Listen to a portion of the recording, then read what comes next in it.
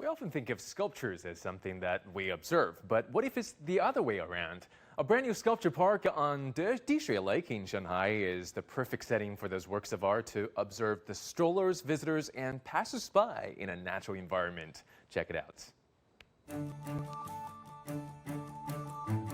This park, the first large-scale non-profit cultural project in this area, took 20 months to complete. In the early stage of construction, the theme was determined to reflect the images of ordinary people from all walks of life. Stretching 2 kilometers, the park not only integrates into the natural scenery, but boasts 100 outstanding works from institutions and sculptors themselves. 地水湖，它所选择的作品。 The lake was chosen to replicate and enlarge recognized classic works created by decades of artists. There are traces of the times, ranging from the 1970s to the 1990s, with some from a bit earlier from the 1950s to the 1960s. It's all a showcase of the evolution and diversity of Chinese sculpture art.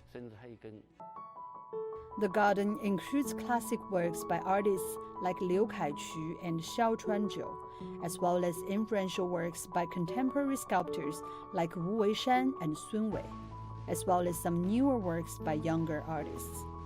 The works on display come from 4 generations of sculptors, all showing the course of development for New China in the times at hand. Works that once could only be seen in art galleries now find themselves outdoors, giving more residents and tourists the opportunity to get close to big names and their art pieces, and at the same time juxtapose art with nature.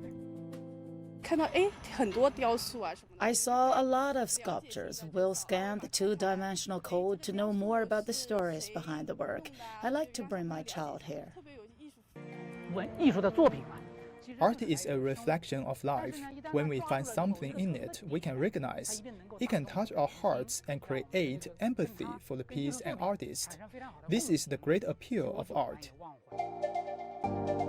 Wu Weishan says such displays of artwork in public spaces not only beautifies urban environments, but can also improve the cultural temperament of cities like Shanghai.